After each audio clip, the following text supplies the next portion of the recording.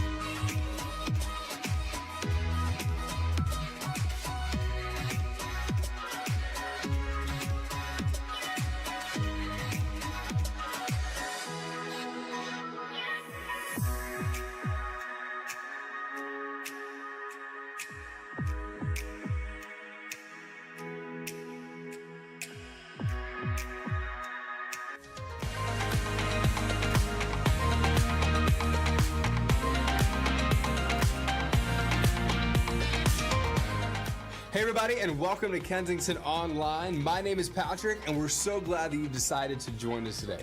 If it's your first time, I want to say a big welcome to you and let you know that we're going to be together today for a little bit over an hour.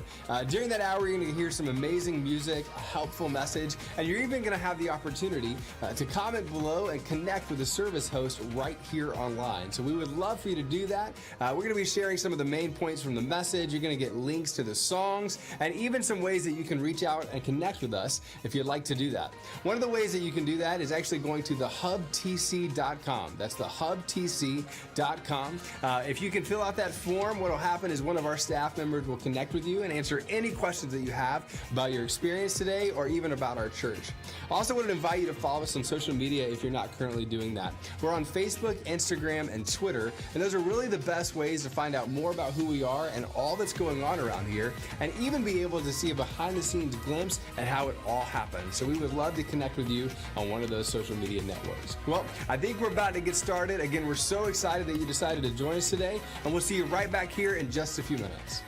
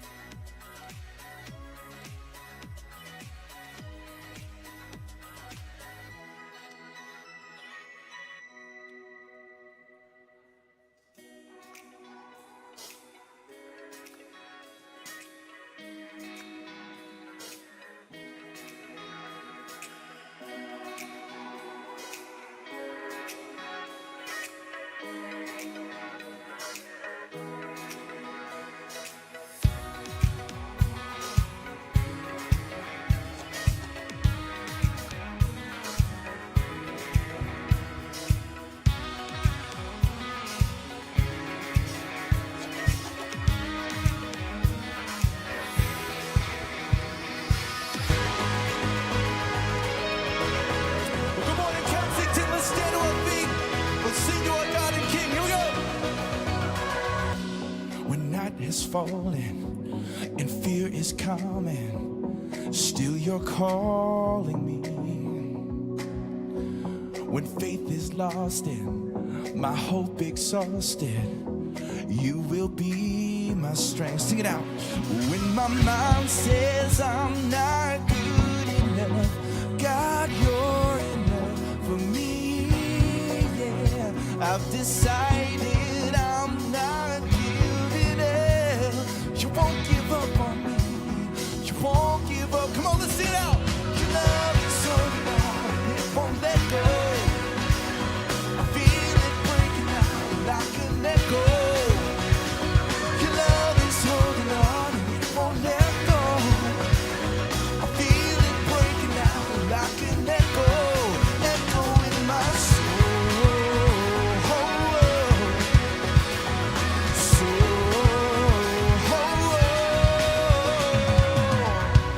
In every season, you keep repeating promises to me.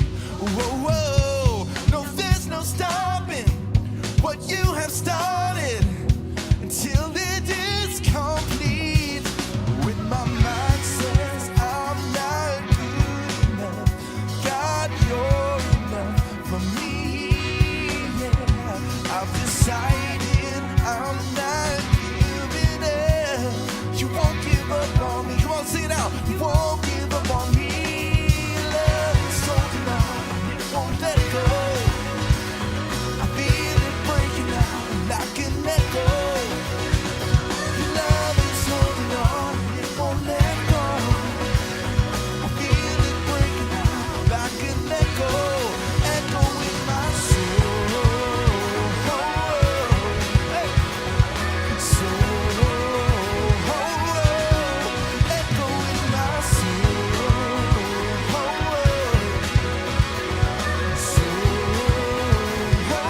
let's sing it out with my mind. When my mind says I'm not good enough, God, you're enough for me. Yeah, I've decided I'm not giving up. You won't give up on me. You won't give up on me. Love is holding on, it won't let go. I feel it breaking out like an echo. Your love is holding on, it won't let go. I feel it breaking out, breaking out. Hey! Your love is holding on, it won't let go. I feel it breaking out like an echo. Your love is holding on.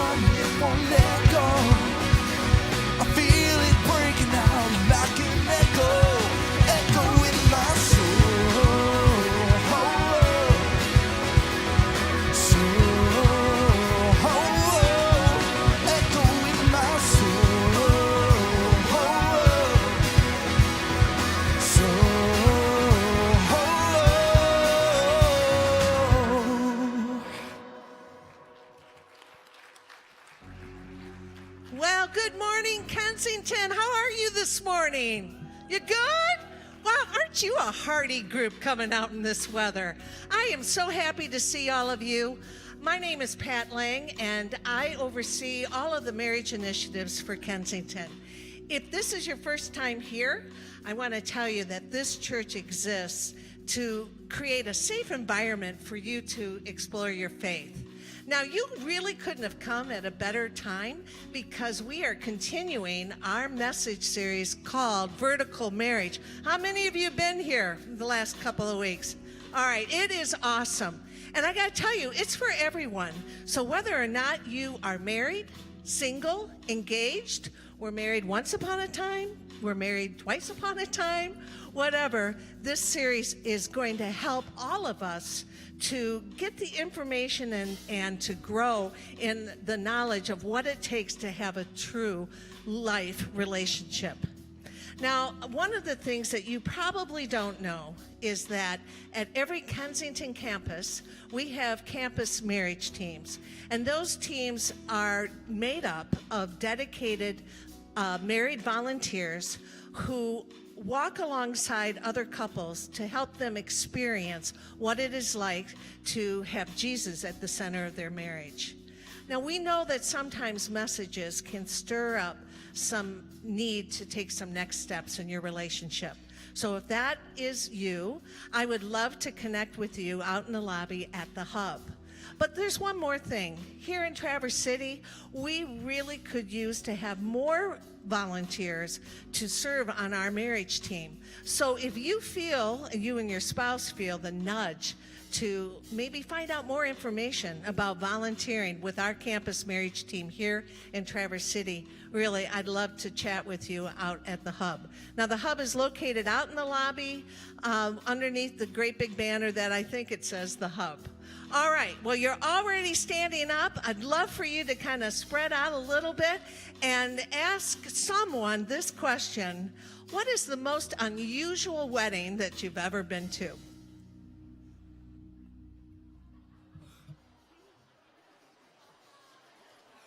Online and being a part of this community. Now, we know that you might have some questions as you watch the service today and want to find out a little bit more information about who we are. And so we've created an environment for you to do just that. Simply go to startingpoint.today. That's startingpoint.today and fill out that short form, and one of our staff members will reach out to you very shortly and answer any questions that you have about our church and about who we are. Again, thanks so much for watching. We'll be back at the end of the service today to give you a little bit more information, but we'll see you here in just a few minutes. Well, good morning, everybody. My name is Ryan. This is Carrie, and I want to introduce to you a new worship leader. Can we all give it up for Mallory and say, "Hey, Mallory"? Yeah, she got a chance to lead at Render with us and did a phenomenal job on Wednesday. And I just wanted to kind of set up the next few songs we're going to lead you guys in. The first one talks about God's promises. The second one talks about the beauty of God. And then the final one talks about how when we see God's promises and his beauty in action, it just causes us to want to have more of him. So feel free to stand. We're going to sing this together. Here we go.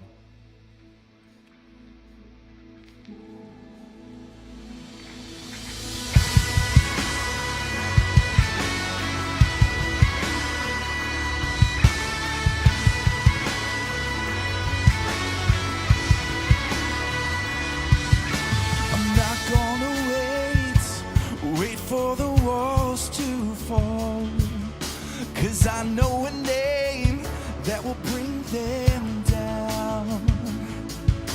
Yes, I've got a praise waking within my soul, and I'm not ashamed to declare it now. Oh, light of the world, tremble the darkness. Nothing can stop it. You are the God of the promise. Every word, it will be accomplished.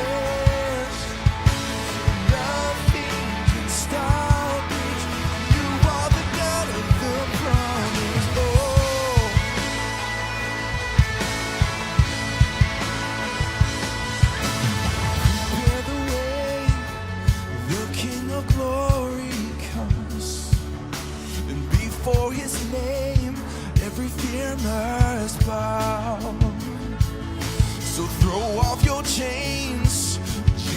destroyed them all.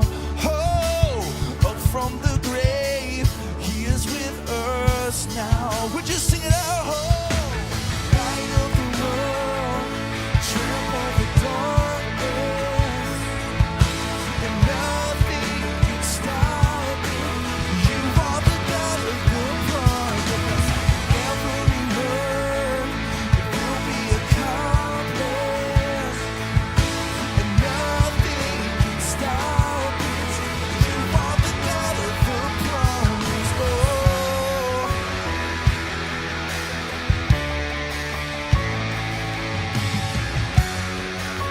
All right, with all that we got, if you feel comfortable, let's declare this together. Let's sing it out.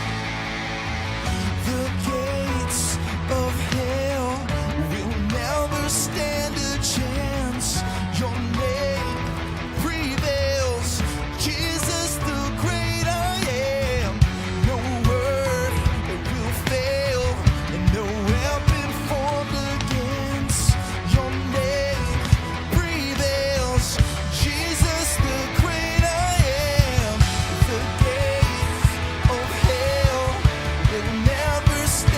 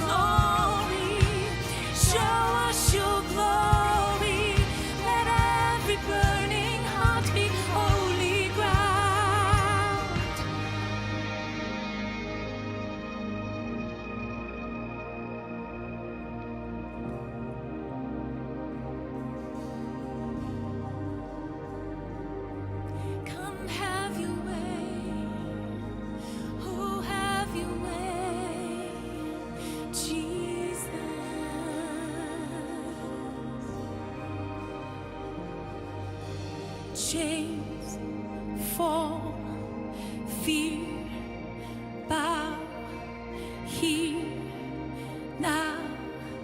Jesus, you change everything.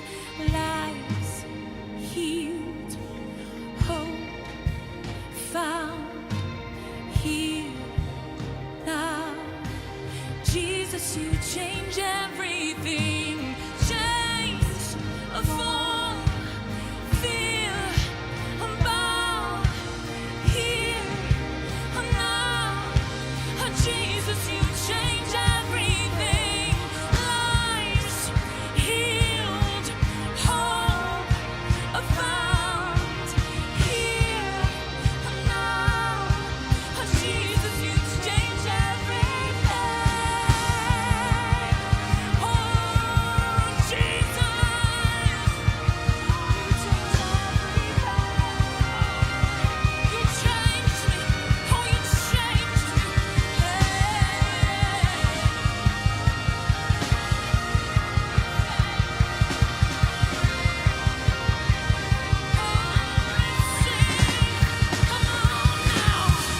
changed me.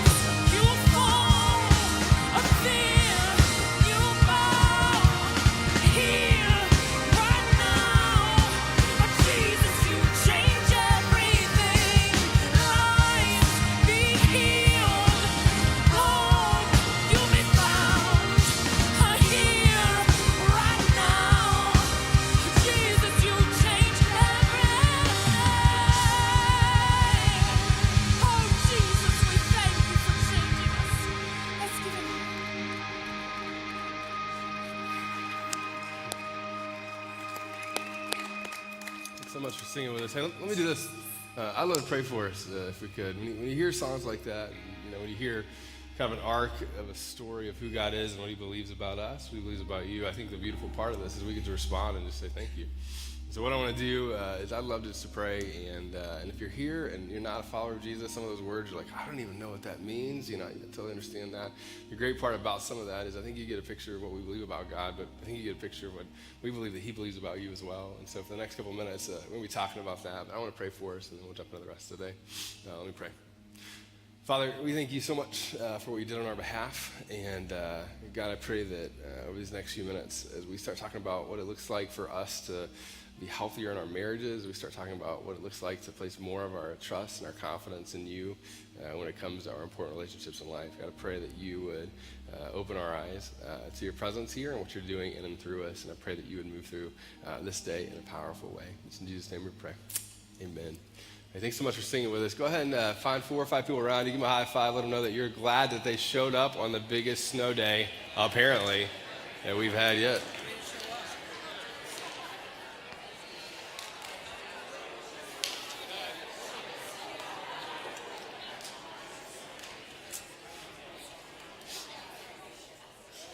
All right. Well, welcome. Hey, I want to give a big shout out. If you guys could help me real quick. You guys braved it. You drove in, and you're like, you know what? Even if there's ice all over the place, we're going to do it anyway. How many of you had ice in your driveway this morning? Anybody ice skate out to the car? Real quick, anybody fall today other than me? No, fell twice today, so winning is great. No, we're so glad that you're here, and let's do this. Here's what I need your help with. If you could, everybody turn right back to that camera right there. Can you do this for me? Everybody look right there and wave and say, hey, everybody online. All those sinners. No, I'm just kidding. No, they braved it. No, we're so glad that you're watching us today, and we hope that you are staying safe, and we're excited that you're a part of it. One thing you may not know at our church is we have a lot of people that actually watch us week in and week out online from all over the place, all over the country, even other parts of the world, so it's kind of fun to see and think about how many people are a part of this. So if you're watching online, we're so glad that you're here, and if you're watching in a place that doesn't have ice and snow, we're jealous. So anyway, we're glad that you're joining us today, and if it's your first time, I really want to give a big shout out to you. We're glad that you decided to join us today, and I don't think you could have picked a better week to be here because we are right smack dab in the middle of a series called Vertical Marriage. And what we're doing over the course of the series is talking about marriage, and we're talking about relationships and how do we do this relationships in a healthy way. And so you're going to get to hear a little bit more about that in a few minutes. But before we do that, I want to go and invite our ushers to move forward. We're going to receive our offering this morning. And if you're new to our church and you're like, I've been to church before, and it's like they always talk about money. I'll tell you, at our church, we're once a group of people who really sacrificially give to see extraordinary extraordinary things happen both here and all over the world. And so we're partners with several people locally who are making a difference here in Traverse City and globally as well. We're able to partner with organizations that are able to reach a little over 500,000 people all over the world with things like bringing clean water to parts of Africa that doesn't have it. We're a part of helping bring young girls out of sex trafficking in Nepal and even the Metro Detroit area as well. And so you are contributing to all those things in addition to contributing to what we do here locally at our church. And so right now, I think we have, I didn't see the numbers this morning, roughly we'll have about 75 kids per hour kind of on the other side of the room. And they're over there being led by volunteers and small group leaders that are really running that whole environment, which is an amazing thing. And you help fund all that. You help fund us helping to bring faith to kids and students and my kids in particular. So thank you so much for partnering with us in all of those ways. I think I have 2 over there right now. And we're watching a lot of Paw Patrol in our house. So I don't know if they're watching it over there. Probably not. But yeah, so that's what we're doing. But anyway, so it's fun. So thank you so much for all the ways you can partner with us. And if you didn't give, like when the basket comes by, that's totally okay. Actually, most people give at our church online. And so a lot of people who give for the first time give through text messaging. So you can do that. All you got to do is text the word Kensington to 77977. It's super short, simple to do that. You can also give on the Kensington app. Takes less than 10 seconds. Or you can always go to kensingtonchurch.org/giving. Those are all easy ways to partner with us. And we just want to say thank you so much for doing that. The other thing I want to let you know, too, is we have a date night coming up. It's going to be March 15th right here at our church at 6 p.m. And what we're doing is we're following up really on the content that we've been in with this series. And we're going to be kind of taking a deeper dive in that. And so if you've never been to one of our date nights before, they're so much fun. They're incredible. You get to come hang out with your spouse or your significant other, be a part of this, but you're going to learn incredibly helpful content that goes even further than what we're talking about here on a weekend. And then there's all sorts of fun elements as well. So it's going to be a lot of fun. You're going to get to connect with your spouse, but we would love to invite you to do that. The price goes up March 1st, so we're going to ask you to do that sooner rather than later, and so we'd love for you to join us for that. And the other thing I want to let you know about is we're going to be doing baptisms here on March 17th, and so we would love for you to join us in that. If you're a person who is taking a step in their faith and wants to be a part of baptism, we would love for you to join us in that. Now, baptism for us are really an opportunity to tell stories of life change at our church, and so we would love for you to join us. It's a lot of fun here. We kind of set up a big pool right in the middle, so if you're in this section, it's kind of the whole splash zone area, so it's fun, and we have people that, we really celebrate that in a big way, so we would love for you to join us. Again, that's March 17th. And the other thing, if you're brand new to our church and you have questions at any point during the service, you can always get on your phone and go to thehubtc.com, and we would love to connect with you online there. One of our staff will reach out to you today or tomorrow and answer any questions you have. Or you can always go to the hub out in the lobby, that big area right in the middle. We would love to connect with you out there and talk to you a little bit more. So, as I said, we're in a series called Vertical Marriage. This is based off the book by David and Ann Wilson, who are lead pastors at our Orion campus, and it's a phenomenal book. You can actually get your copy in the lobby. And what we're doing is we're kind of breaking down, relationships and marriage and all of the good things and the bad things and how do we navigate all that together. And today we're going to be talking about conflict, and not necessarily just conflict that you've had in your relationships, because you don't ever have conflict with your spouse. We're talking about other spouses, right? So we're talking about other people. But we're going to be talking about that today. And to kick it off, we have this clip that I love. We essentially took a scene from one of our favorite movies, and we took that scene, and it's actually highlighting just kind of the typical marriage fight. In fact, in part of this fight that you're going to see for the next few minutes, you're probably going to want to look at the person next to you if you're sitting next to your spouse and go, oh, you said that. Some of you said this morning, so it's great. You were caffeinated and you were ready to go. But we're going to look at that. And so here's what I'd love for you to do. As you watch this, think about, where am I in this fight? You might have a different personality type, but you might find yourself in it. And then Dave and Ann are going to talk about healthy conflict and what it looks like to navigate through our differences. So let's watch this clip together.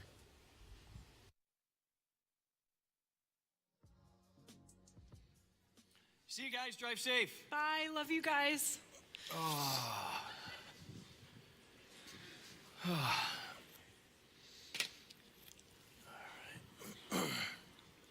I'm going to do the dishes. Cool. Be nice if you help me. Yeah. No problem. I'll help just a little later. I just want to slay some zombies right now. Come on, let's just get it done now. It'll just take 15 minutes. Honey, I'm exhausted. I just want to relax a little bit, let my food digest, and enjoy some peace and quiet. Hey, you like that? Oh, yeah, come into my house? Yeah. All right. Baby, we can do the dishes tomorrow. I don't like waking up to a dirty kitchen. Who cares? I do. I care. all right? I care because I work today and I cook this meal and I clean the house. It'd just be nice if you said thank you and then you'd just help me do the dishes. Fine. I'll help you do the stupid dishes. No, that is not what I want. Nope, forget it. You just asked me to help you do the dishes. I want you to want to do the dishes. Why would I want to do dishes? Why? That's my point, exactly. Wait, let me get this straight. You're upset with me because I don't have a strong desire to clean dishes? No, I'm upset because you don't have a strong desire to offer to do the dishes. I just did. After I asked you. Oh, wow, Brooke, you were acting crazy. Don't call me crazy. Oh, I know. I'm not crazy. I did not call you crazy. You just did. No, I said you were acting crazy. Look, I asked you to do one thing for me today. One simple thing. Bring me 12 lemons. Oh, for and crying what out loud. do? You bring me 3. Listen, had I known that you wanted the lemons so badly, I would have gotten you 24 lemons, even 100. It's not about the lemons. No, you know what I wish? I wish everybody at this table had their own little private bag of lemons. It's not about the lemons. That's what you're talking about. Look, I just want you to understand that if I ask you to do something, I would like you to do it. Or better yet, I'd like you to do some things without me having to ask you. I seem to remember doing something for you this morning that you didn't ask for. Oh, come on. What? I'm serious. No, I'm serious. I am too. I am serious. I worked really hard today. It'd just be nice if you thought, gee, I'm gonna bring Brooke some flowers. Flowers? Are you kidding? You said on our very first date you hate flowers. Every girl. You said flowers are a waste of money. Gary, every girl loves flowers, okay? So I'm supposed to interpret the fact that you say you hate flowers to mean you like flowers? No! You know what? You don't get it. You don't get it. It's not about the stupid flowers, and it's not about the lemons, and it is not about the dishes. It's just, how many times do I have to drop hints about the ballet? Oh, no, Brooke, come back here. No, we've talked about the ballet. I hate it. You know, it's a bunch of men in tights just flopping around. It's like a medieval techno show. No, I hate it. I sit there and I sweat. I swear, I sweat the whole time just wondering when the nightmare's gonna end. You know I hate the ballet. Well, guess what? It's not about you loving the ballet. It's not about you. It's about the person that you love loves the ballet and you'd like to spend time with them. Not when they're at the ballet. Forget the ballet. I will. Forget it. Just forget the ballet. We never go anywhere together. What are you talking about? We just went to Ann Arbor together. To the Michigan Notre Dame game? Yes. Oh, that is so much fun. A bunch of screaming drunk kids and leprechauns doing backflips. That's not my idea of fun. Come on, man. I do that for you. How do you show up for me? You know, I get on that bus every day for you. I bust my butt to be the best tour guide the city's ever seen so that I can maybe afford to provide a future for us where you don't have to work. I like to work. You know what, Brooke? I just wish you'd show me a little appreciation. Just 20 minutes when I get home. 20 minutes to sit down and relax without being attacked with questions and nagged all day. Nagged? You think I nag you? That's all you do. All you do is nag me. Oh, the bathroom's a mess. Oh, your belt doesn't match. Hey, maybe you should work out a little bit. You know, nothing's ever good enough for you, Brooke. Just leave me alone. Is that what you want? Yeah. Really, that's what you want? That's what you want? Fine. It's fine. You leave your socks all over the house and dress like a pig and play your stupid video games. I don't care. I'm done. What? I'm done. I'm done. I don't deserve this. I deserve someone who gives a crap. And I don't want to spend one more second of this life with some inconsiderate jerk. You're a jerk.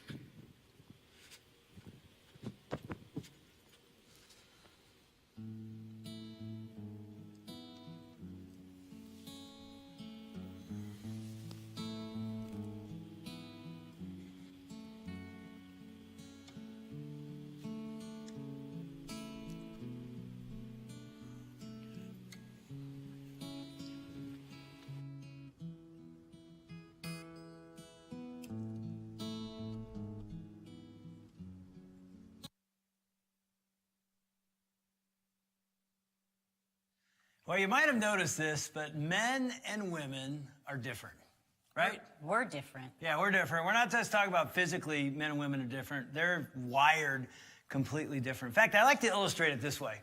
You know, if you take Barbie and Ken doll, and you look at how little boys and little girls play with these things, you know, it's interesting. I don't know a lot about Ken and Barbie, but I do know this. Have you ever noticed Barbie owns everything? She's got the house, the car, the pool. She owns everything. Ken's a freeloader. He owns nothing. Anyway, so think about this. If you would give these little dolls to a couple little girls, what would they do?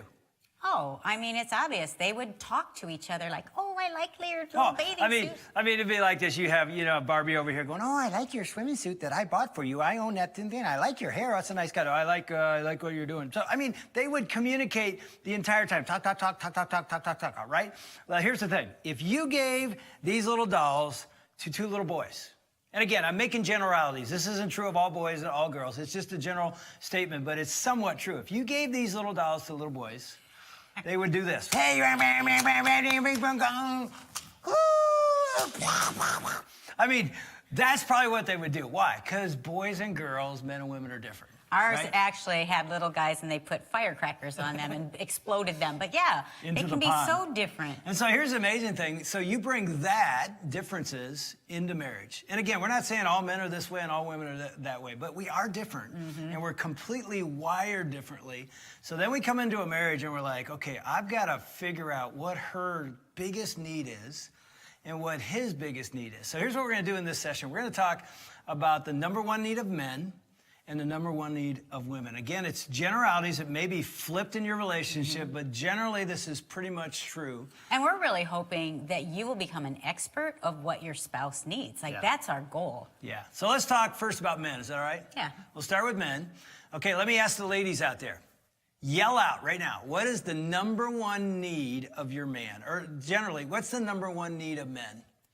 Did I hear you say sex? Yeah, I think you're right. No, it isn't sex. It's actually respect. I'm sure some of you said respect as well. And sex and respect, same thing. So anyway, it's respect. And it's interesting to think of what that means. And I didn't know this. You know, I had no idea when I chose to follow Christ my junior year in college that the Word of God, the Bible, actually spoke practically about relevant things. I honestly didn't know that. And it's interesting when you open this book and you start to read about marriage and relationships. And it says a lot about marriage and relationships. There's so much wisdom in here, it's amazing. And so one of the premier chapters on marriage is in a New Testament book called the Book of Ephesians. And you go toward the end of that book, and the Apostle Paul, who wrote that letter to a church in a city called Ephesus, that's why it's called Ephesians, he just starts outlining some principles for marriage. And it's really interesting. At the end of that section, let me read it to you in Ephesians 5, he says this. He says, however, each one of you also must love his wife. He's talking to husbands here. He must love his wife as he loves himself, and the wife must respect her husband. It's interesting that he says to men, love your wife. We're going to talk about that in a second. But he says to women, not love your husbands, respect your husband. You know what he's getting at? And I believe the Bible is inspired by God. God specifically inspired these words. He's getting at the number one need, women, of your man, of your sons, of your dad, but of your especially boss, of your husband is respect. He longs. I think that's our number one need, and not only a need, it's our want. Well, and I had never heard that. You know, I didn't hear that growing up. And then I get married, and we've been married a while, and I hear that, and somebody reads it in the Bible. I'm like, I don't even know what that means. Like, okay, like what does that mean? You're awesome. And so I'm going to explain to the women out there what it means, and then Ann will explain to the men what it means for a wife to be loved. So let's talk about respect for a minute. And I just like to say it this way. Every man needs, I think, wants his wife to be his biggest cheerleader, to cheer him on. And I always add this in. You know, if you came home, wives, and we came home and you were wearing a cheerleader sweater, gosh. you know, a big D on the front, we should sell those instead of our book. Unbelievable. That's what we should sell. Anyway. Just ignore all that. All right, ignore that. So, but it really is. It's like, okay, what's respect look like? It looks like we want someone to cheer us, right? And it's interesting. You can tell when a man is feeling disrespected two ways. They'll either respond in anger when they feel disrespected, or they'll withdraw. Seriously, we men are wired for respect, and so we go wherever we're being respected. And I'll never forget, Ann and I were asked, actually Ann was asked to speak to a mother's a preschooler, and she invited me to go with her. So we show up on the stage. I haven't said anything to her about what I'm gonna say. I just think I'm gonna tell women how men are wired, type deal. And these women are all excited, like, oh, this will be good to get a man's perspective. So Dave starts talking, and he starts sharing these things I've never heard. He's like, women, I don't think you understand, but as little boys and as men, as boys growing up, there's usually someone in our lives cheering for us, like, good job, you're the man, look at you. You know, it could be a mom or a dad or a coach or a grandparent or a teacher, someone saying, you're so good at that, way to go, and he's clapping. I'm like, oh, this is interesting. And so then he goes, I played college football, so on Saturdays, you know, I'm a quarterback, and so there's people in the stands cheering for me, clapping for me. Hundreds of thousands of people, as I remember. And he goes, and then I met Ann, and she basically says, of all the men in the world, I choose you, Dave Wilson, and she's cheering for me. And I'm sitting on the stool like, huh, this is good. I like this. Like, yeah, this is really good. He goes, and then we're married for a while, and we walk in the door, and all we hear is, boo! Boo! And as Dave's booing, he's turning to me. I was actually standing over here, you know, giving this talk, and I go, boo! And I haven't told her any of this. I didn't even know I was going to say this. I thought, this is from God. This is awesome. No. Boo! And so I look over, and I'm like, uh-oh. I'm like, are you kidding me right now? I'm in big trouble. And I'm thinking to myself, I do not boo you. And so I don't even know how the talk ended. Do you know how it ended? I have no idea. All I know is we got in the car. It's one of those drives home. You know, like, oh, no, this isn't going to go well. And so I say to him, like, what was that? I said, do you think I boo you? And I said, well, you don't literally boo me, but it doesn't feel like you're trying to help me. It feels like you don't like me. And I said, this is my exact words, I am helping you. Like, you do not understand that people see you, oh, you're Dave Wilson, but I see the real you, and I'm like, you need some help. I'm just helping you to be a better man. And so what ended up happening is we went on this journey. It wasn't a year, it was several years, but you really started to understand what makes me come alive. I think what happened, Dave said, you critique me. When I do something, you always tell me how I should have done it, what I should do, what I shouldn't do. Even with the kids, I feel like I can't do anything right. You're always kind of fixing me. And here's what I thought. I thought, am I being his mom? Because no husband wants to be married to his mom. And so I took note of what I was thinking in my head about Dave, and then I took note of what I was speaking to him. And I'm telling you, it was bad. What I thought about him wasn't good because I was continually thinking, don't do that, don't put that there, why aren't you doing this? Well, you should do this, why aren't you doing this with the kids? I was continually in my head critiquing him, and really, it was not pretty. And so then I realized, wow, I am saying things negative all the time. Like, he'd take out the trash, like he should take out the trash, you know, that's his job. And all I could say is... I never even thanked him for any of it. Yeah, I mean, this was a long time ago, but all I know is those two symptoms, I withdrew and I got angry. And you didn't even know those were signs of disrespect. Now it's like, oh, when you see that, you should step back and say, what did I do or say that made my man feel disrespected? And all I can tell you, it's been decades since then, she has become my biggest cheerleader. I am not kidding. She started believing in me, started speaking. I mean, she would say, you're an amazing man. You're an amazing man of God. And I would honestly think, no, I'm not. I would even say, no, I'm not. It's like she says, this is who you are, and I'm like, no, I'm here. But here's what happens, and women, you got to understand this. When a person speaks life into a man, when you as the wife speak life into your husband or to your sons, it breathes life in us, and we want to become the man you say we are. And I wasn't the man she said I was, but I wanted to become that man. Does that make sense? And so she would say that, and it's like I started to rise up to become the man she said I was, that I didn't even believe I was yet. But guess what? I became a better man because of her belief and her respect and her cheering for me. She no longer boos me. And I'm not saying our marriage is perfect or any of that, but it's just like, oh my gosh, she started to speak I can that. still speak truth and say what I think, but it's wrapped in love now. It's very different. And so here's what we're gonna do, especially for the women. We're gonna give you the top 3 cheers for your man. These are 3 things. There's a lot more in the book, but here's 3 things you can do that makes us men feel respected, all right? And first one's this, notice. Just write that down, notice, or put that in your brain. Notice what he does. I'm saying this, cheer who he is and cheer what he does. Cheer who he is and cheer what he does. And it starts with you notice the things he does. Anne started to notice the good.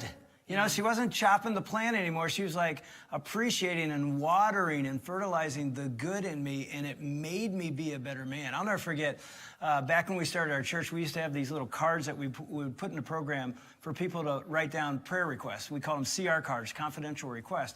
And they ended up being critique cards. People wouldn't sign their name. They'd just critique us. And I remember a season I got a whole stack of those where they were negative. They're like, you're not a good preacher. I don't like coming to this church. I don't think you have the gift of teaching, blah, blah, blah. And so I started to lose confidence, and I would feel I shouldn't even be on the stage preaching. And so I remember sharing with Ann one night that I was feeling that. He came to bed and he was sharing all of that with me.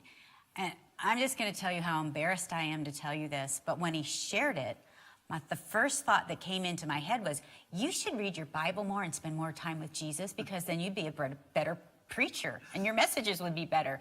I actually thought that. And in the past, I would have said that to him. Like, talk about boo, that's horrible. And so here's what I did. I went to God first and I said, God, should I say anything? That's a great thing to do. Just, God, should I say anything? And if I should say anything, God, what should I say? Put something in my mind. And you guys, instantly, I had this thought that came to my mind. And I said it to Dave. I said, I can't imagine what it's like to be you, that you have thousands of people dependent on your walk with God. Like, that's a weighty thing, and I would hate to feel that pressure. That's got to be really hard. I mean, I'll never forget when she said that. I literally crawled over and I just hugged her, and I'm like, you are my life. He did. He said that. He's like, you are my life. I cried that night because, like, he said that, you are my life. And what I thought was, how many times have I used my words to tear him down and to destroy him, thinking I was helping him and doing good, when all the time I had this power of influence to be able to speak life to him. And that made him want to be around me more. And I'll tell you what, the fact that I said you are my life, that should help you women go, wow, that's at the core of a man. They are longing. It's honestly true. Women, listen to this. It's like we're little boys. And we're like 12 years old, even though we may be 30, 40, 50, 60 years old. And we're just longing for someone to see us and notice what we do, how we work, how we sacrifice. And nobody sees it. And all they do is critique. And then your wife or somebody comes along and says, man, I see it. I notice. Oh my gosh, it brings life to the soul of your man, to the soul of your sons. I'm telling you, this is big for men. It's simple, just cheer them. And I'm going to add this too, for those of you who are in blended families and you have a stepdad.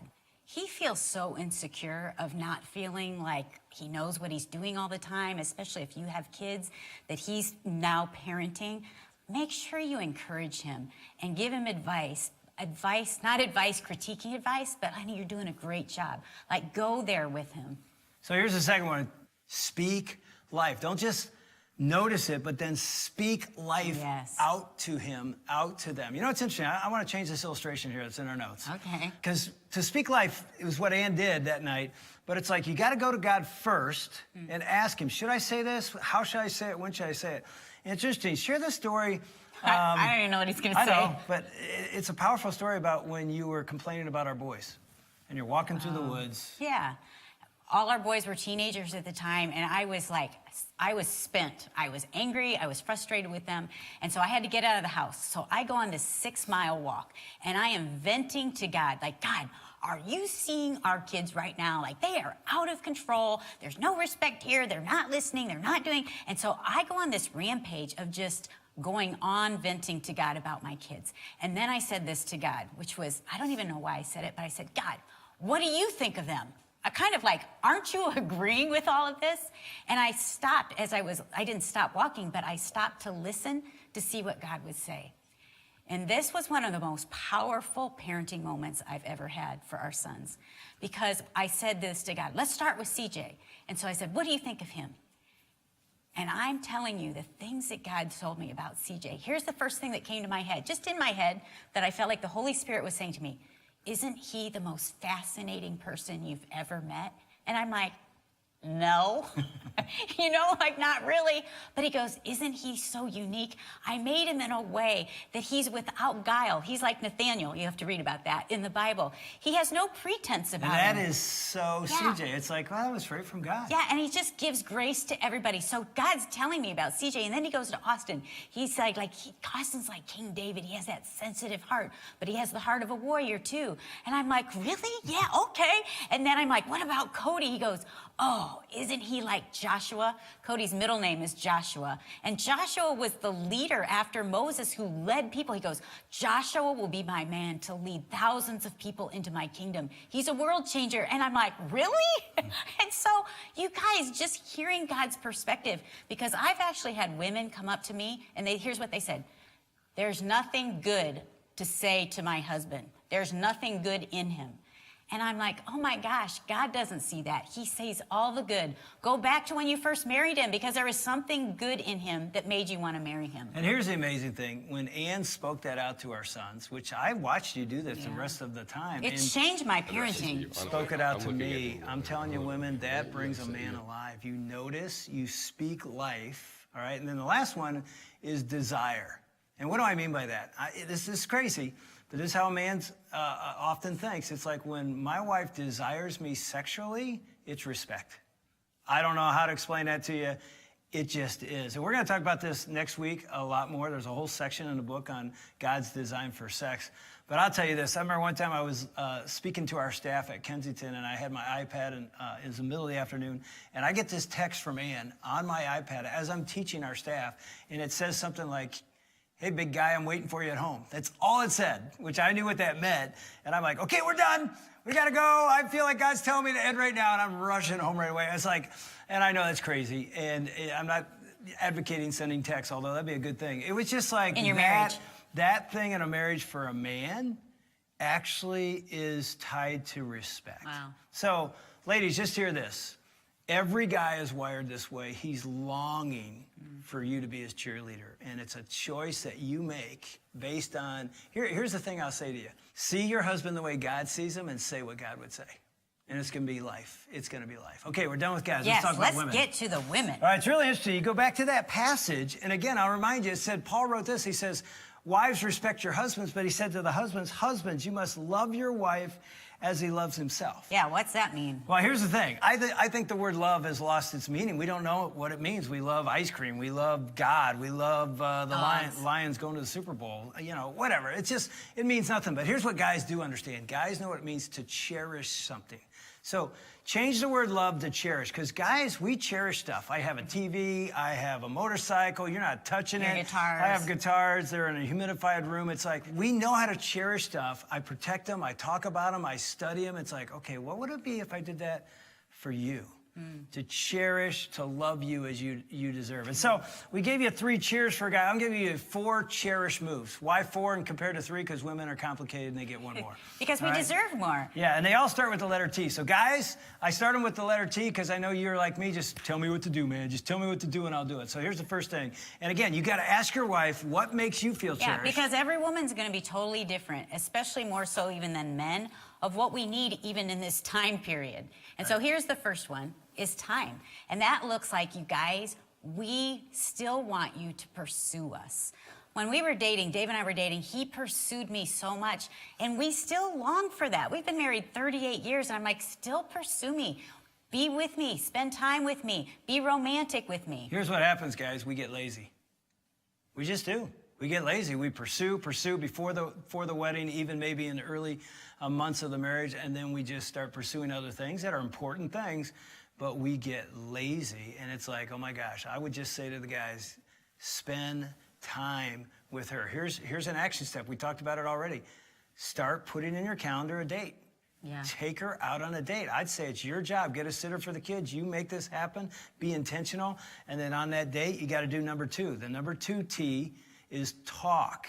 And when you write this down, don't write T-A-L-K, write T-A-A-A-L-K, because they don't want to just talk. They want to talk about their relationship. Well, honestly, Dave probably talks more in communication than I do at home. But I want to talk about our relationship and how we're doing, and that's when he shuts down. Because you don't love to talk about that because he thinks he'll be in trouble.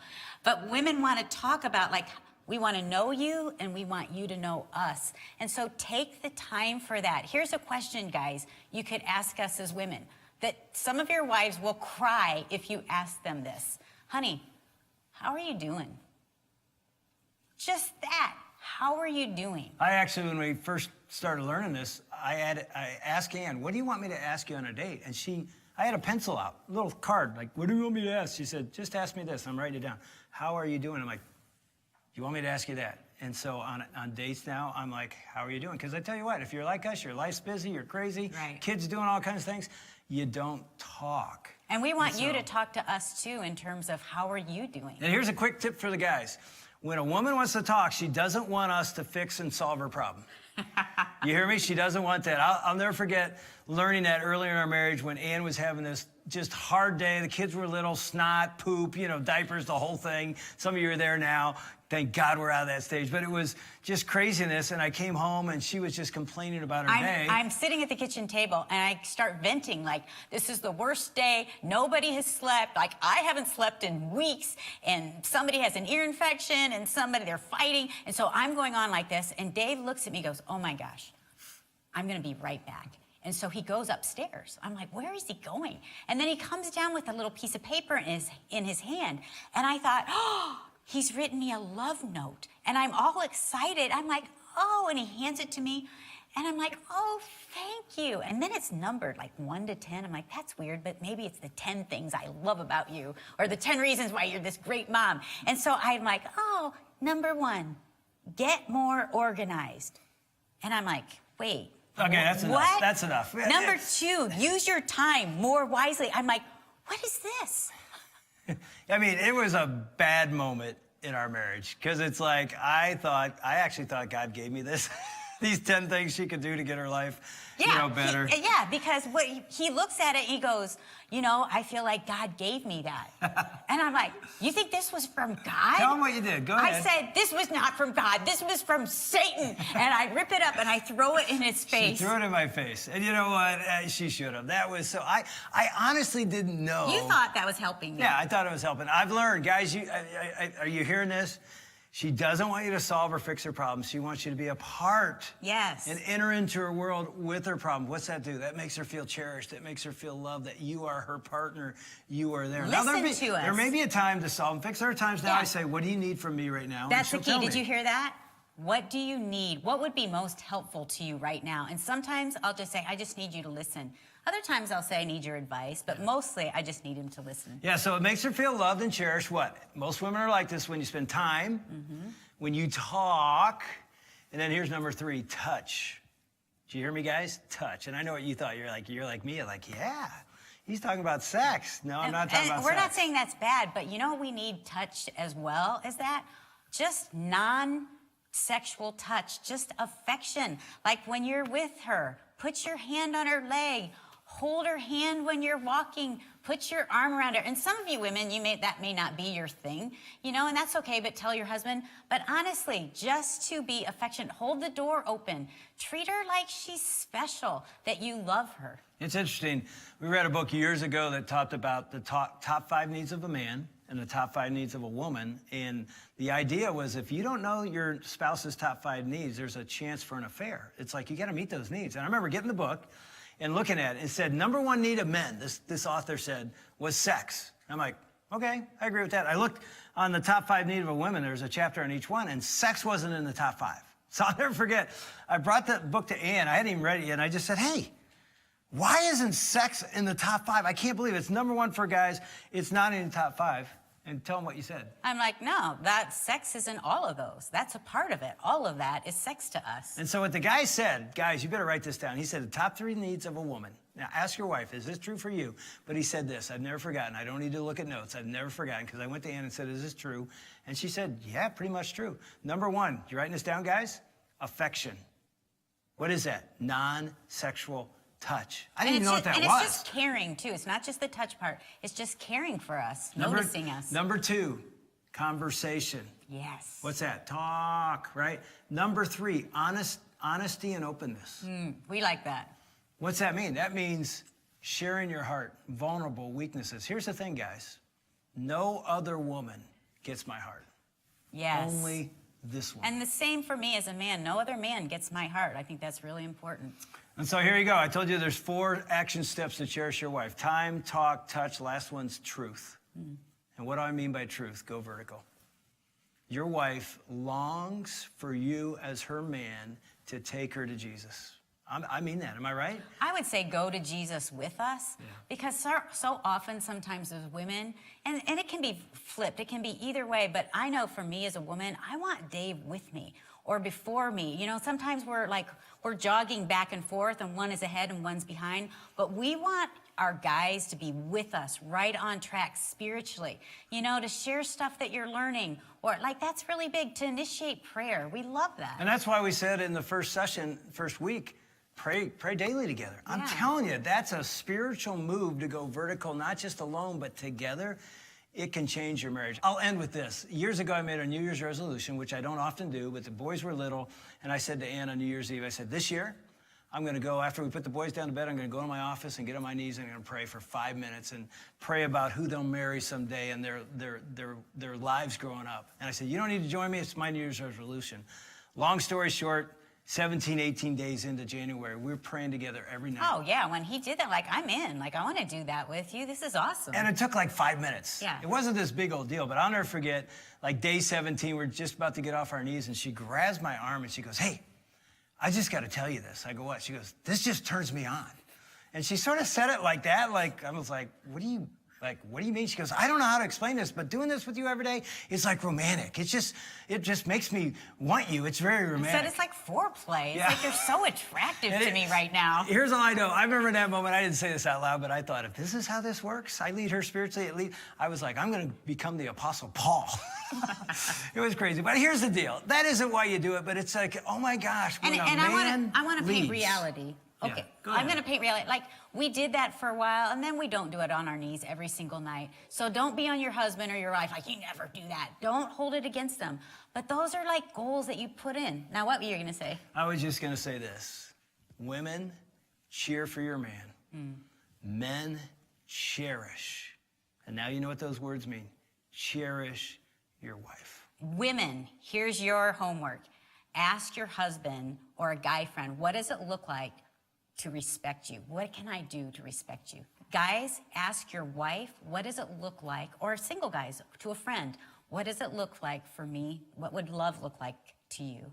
That's your homework. I kind of want to clap after that. Isn't that good? Isn't that so good? It's so good. I love it. That's one of my favorite talks, and I think it's so applicable to us, right? For those of you who are in a relationship or you're married and you're going, you know what? I really need to figure out, how do I be a student of you, right? How do I be a student of you to understand how to respect or cherish and having those conversations? And so here's really what we're going to challenge you to do. For those of you who are married or you're dating somebody, or if you're engaged, wherever you are in the relational spectrum there, what I want to ask you to do this week, all right, is they were kind of giving you homework at the end, but I want you to prioritize that conversation at some point this week, right? Sit down over coffee, sit down over drinks, sit down, at your house after you finally get the kids to bed around 11 o'clock and you're on the couch and it's quiet for the first time in 3 days, right? Whatever that is. Have a conversation. And I want you to just kind of ask those questions. Like, what are the areas that I could do to make you feel more cherished? Or what are the areas that I could do to make you feel more respected? And then just be, just overly honest with each other in those things. And then I love what Ann was saying at the end, for those of you who are single, for those of you who are high school students maybe in the room, or those of you, kind of in that camp and you're interested in that. And you're like, how do I do it? One of the things that I actually got to do, my mom pushed me to this, like she made me do this when I was in high school, is she had me just ask that question, right, and try to learn that. And I thought that was an interesting thing. Like, how do you learn what it means to respect or cherish the other side of that. And so I think that's something that you can already be a student of if you're not married, or if you're thinking about those things. So I would challenge you to figure out a way to do that this week. Have a conversation.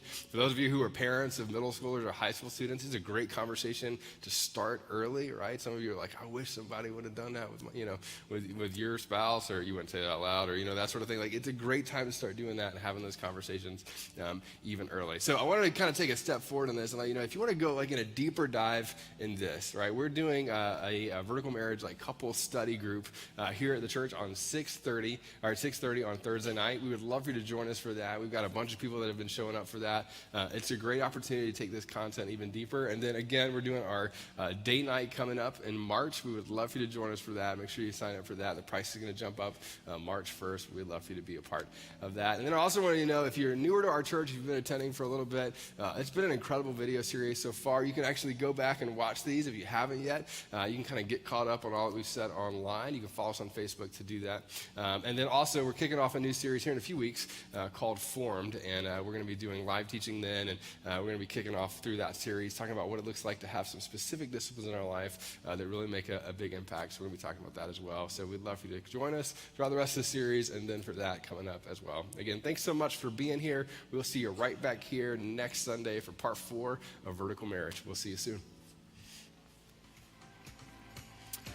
And thank you so much for watching online. We're so glad that you decided to join us today, and we hope you enjoyed your experience. Also want to let you know that if you're not currently following us on social media, we'd love to invite you to do that. We're on Facebook, Instagram, and Twitter. Those are really the best places to find out more information about our church and all that's going on around here. So we would love for you to be a part of that as well. The other thing I want to let you know about is, if you're here in Northern Michigan, we'd love to invite you to be a part of this small group that we have on Thursday nights. Again, it's at 6:30 p.m. It's right here at our church. There's a ton of people that are already coming. There's other couples that you can meet. And so if you've only been attending online, it's a great kind of easy next step into getting to know us a little bit better and a little bit more about our church. Excuse me. So we would love for you to be a part of that and joining us for that as well. Again, next week we're continuing Vertical Marriage. We'd love for you to be a part of it. And then in 3 weeks, we're kicking off a brand new series called Formed. We would love for you to join us for that series as well. Thanks so much for watching. We'll see you right back here next week.